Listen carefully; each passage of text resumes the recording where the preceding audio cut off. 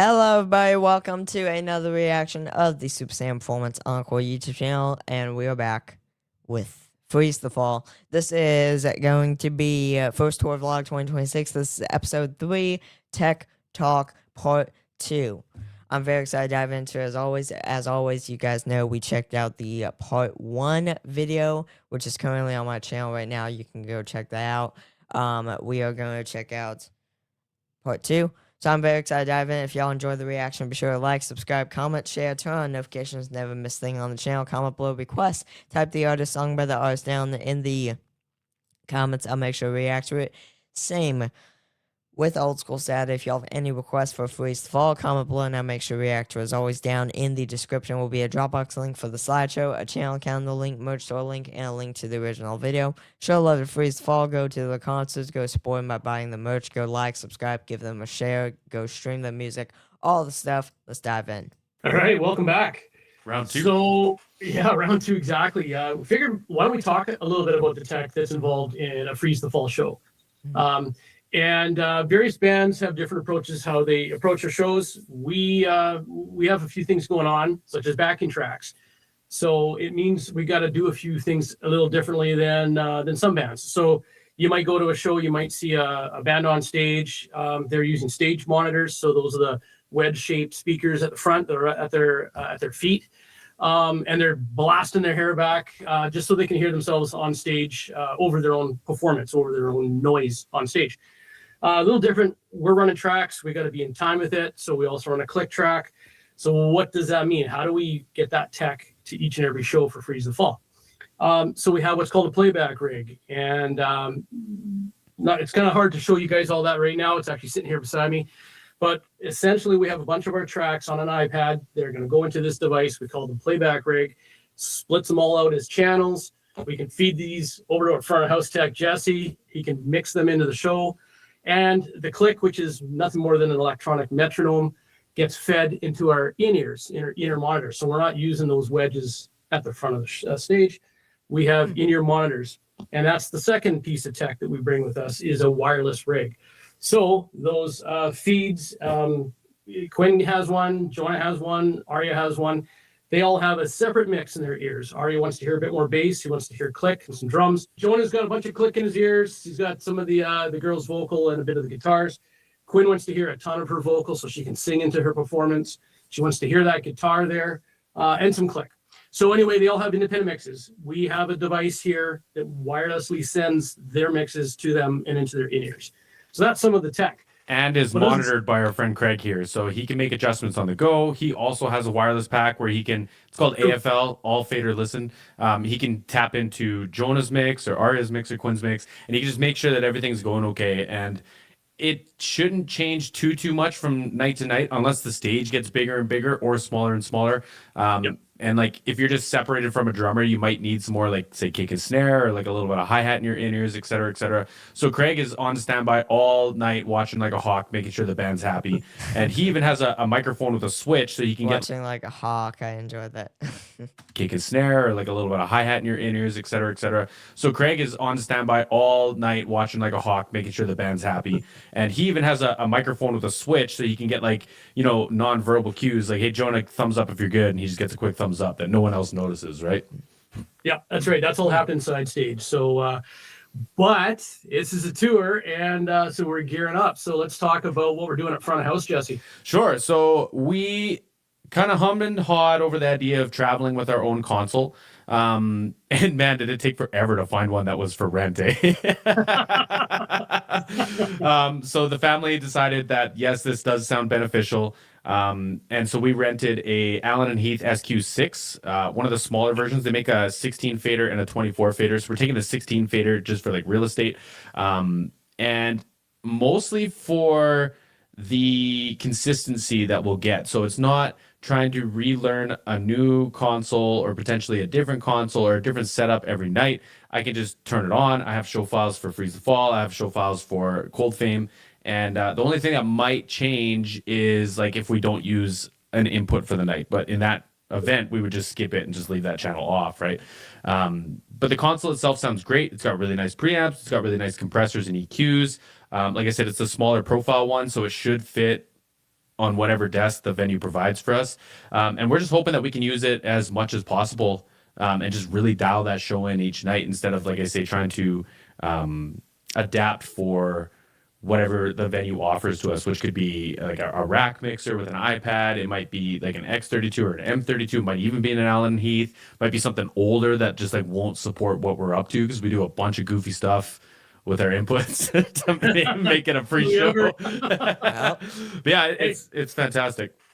And man, like, we've gone to shows with you, Jess, and you're fixing problems that were, in all due respect to the venues, you're sorting out problems that they've had for some time. And you're like, oh, hey guys, we could try this. And oh, hey, that hum just went away.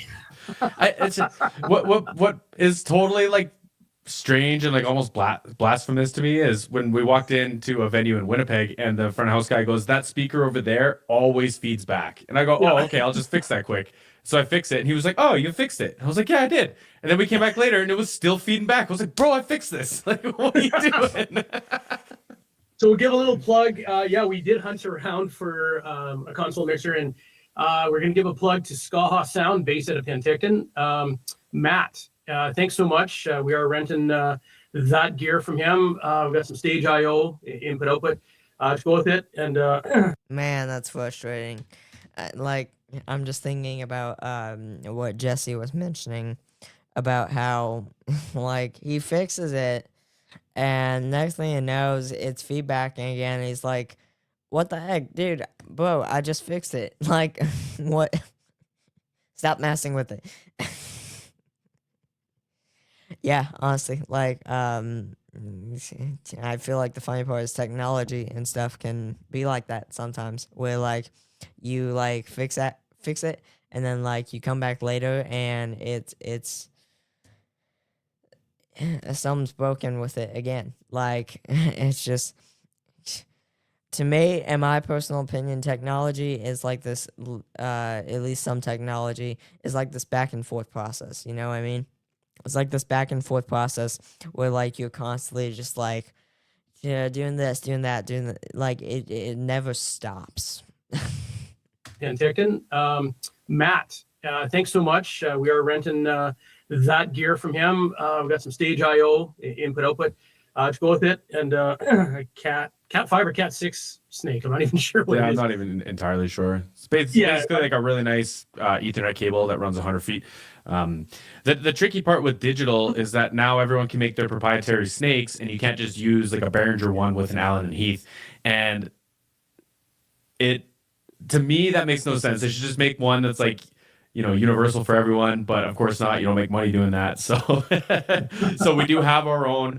And like our plan for those of you that care is, I don't expect the venue to pass me over all their processing and all their left and right, like their actual speaker amps and everything. I just want to send my left and right out into whatever mixer they have and just have them like at Unity or -5 or whatever with no processing on it. And that way I'm just like, I don't know, joining their system, not interrupting their system, right? So we're trying to keep this as friendly as possible, as easy as possible, and as smooth as possible. That's right. Yeah, it kind of seems like once you get on the bigger stages, what you and I are talking about is more the norm. They're going to have a stage split there, which is way easier to tie into when you're bringing in gear like this. Some of these smaller venues, they're kind of already purpose built. Everything's wired up.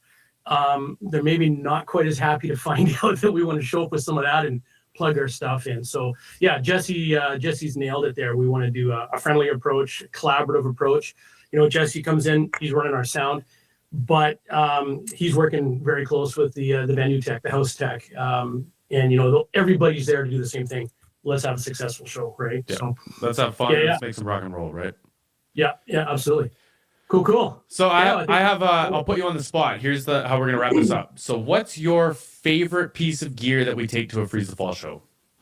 Oh, without question, it's the highly technological calibrated bootlace. Ah, really? Yeah, I've seen you pull that thing out, and people's heads snapped on a swivel. What's that? And then like it's gained you respect. You've had all kinds of good comments. You got to see this. I think we probably talked about it in the past, but Jesse's measuring the positioning of the overhead mics relative to the snare, And to get that same consistent distance that he needs, boom, he stretches out a bootlace. The new one's bright blue too, so you can't miss it. and now it's become legendary because you did a little bit of sound for Mr. Todd Dammit Kearns. Who's an incredible gentleman, by the way. He's the friendliest guy. He texted me just to say what's up and that he was thinking about the show in Lethbridge. And I was just like, you have no reason to do that, and I appreciate it so much. We had the fortune, Freeze the Fall had the fortune of opening for 2 last fall down in the Lower Mainland. Those guys were just absolutely class through and throughout. Anyway, you had the opportunity, and you ran some sound for Todd for an event out your way, and you pulled out the bootlace.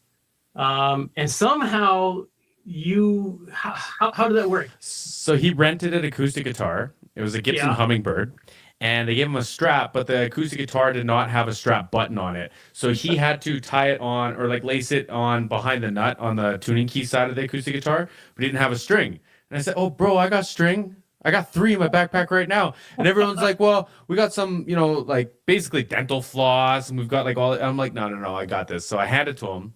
And I say, the only rule is that when you go to Kelowna, you have to show my friend Craig this because he's going to howl. Well, exactly. So he was doing like a little mini tour of just himself. It was like a little acoustic set thing. So he came through your neck of the woods. Within a few days, he was in our neck of the woods. And then, of course, we're talking to him after the show. Him and Arya get along great. Anyway, and then he's like, oh, I got something. I got to go get. So he goes to his backpack at the side of the stage, and he's rummaging, and you can see him. And anyway, he had cleaned out his bag just, earlier that day, and unfortunately, that bootlace is missing. So here's the legendary part of it is one of your calibrated bootlaces is still with Todd Kearns. There you go. And which means it may go on tour with Slash. It very well could. Toog. It very well could. You know what? If Slash has a successful tour, I'm going to take a little bit of credit for it. That's Yeah, man. So, yes, that would be one of my favorite pieces of gear. I love that. You got it. If I had to choose one, I would say it is the SE version 7 vocal mics that we are bringing. I am so happy with those. All the bands I've been mixing lately have them. Like, they're just so... It's a 58 without the problems. Yeah, sure. That's my description of it. And I think for my ear, it's got a little bit more airiness, which I think really suits. It's very suited for female vocal. I mean, any vocalist, let's be honest, right? But as you know, in 58s, they're workhorses. You can nail together a house with them. They're fabulous. They'll So basically, like they were saying, like pretty much any vocalist, it's great. But at first, they were mentioning like female vocals. So like when Arya would probably be great. suited for female vocal. I mean, any vocalist, let's be honest, right? But as you know, in 58s, they're workhorses. You can nail together a house with them. They're fabulous. They'll last longer than I ever will. They have a tone to them, and so does an SE7. But I love them. They're fabulous mics. Yep. Outstanding. Yeah, absolutely agreed. Yeah, so that is the 2 kind of bits of the tech crap that we're going to be bringing in a trailer behind Craig's truck. And until the next one, I guess. You got her. Bye. That was cool. That was super cool. Tune in for the next FTF first tour episode, building a tour set list and which songs made the cut. That one I'm very pumped for. That one I'm interested. Yeah, I completely forgot about that. About like the process it probably takes to like make a set list and like put songs in it or like cut songs out of it and like all this stuff. And like stuff. Yeah, that's gonna be interesting. I totally forgot about that. Wow. That was amazing. Again, like I mentioned, I had reacted to episode 2 Tech Talk Part 1 video, which again is on my channel right now as we speak, I'm pretty sure. Yes, it is. As we speak, it's on my channel, so y'all can find it there. But they dropped this, when did they drop this? 2 days ago, back on March 29th. And yeah, So very cool in general, just for them to, again, for both Craig and Jesse to both just sit down and make these 2 vlogs, basically just talking about like all the tech they're bringing along with them on tour, with them, and like just basically just like talking more deeper into like all the tools and stuff, like what they're for, like what do each of them do and how do they help exactly, like all this stuff, right? So it was very cool in my opinion to hear that. But yeah, no, again, man, I'm just very excited to, really just very excited to react to all the rest of these first tour vlogs that they continue to put out in the upcoming days. Especially again, this next one coming up, building a tour set list and which songs made the cut. I'm very excited to hear and see that one for sure. I'm also very excited to see like if they come out with performance videos of each song that they do at the shows. If they come out with performance videos, I don't know if they will or not, but if they do, I'm very excited to check those out for sure. Just because Freeze Fall's ridiculously good when it comes to live, let's be 100% honest. So they're like one of the bands that I will forever say they're just good. Like that's just it, they're just good live. Like honest to goodness, like they're amazing. But again, I loved it. I thought it was an amazing vlog. Again, shout out to Jesse, shout out to Craig. That was awesome. If y'all enjoyed the reaction, be sure to like, subscribe, comment, share, turn on notifications. Never miss a thing on the channel. Comment below request, type the artist, song by the artist down in the comments, and I will make sure to react to the same with Old School Saturday. If y'all have any requests for Freeze the Fall, comment below, and I'll make sure to react to it. Down in the description will be a Dropbox link for the slideshow, a channel calendar link, merch store link, and a link to the original video. Show love to Freeze Fall. Give them a like, subscribe, go share, and stream the music. Go show love on their tour. Go show love by buying their merch. Same with Bell Development, aka Jesse. Go show him love. Amazing reactor as always. As always, guys, take care, and I will see y'all next one. Peace.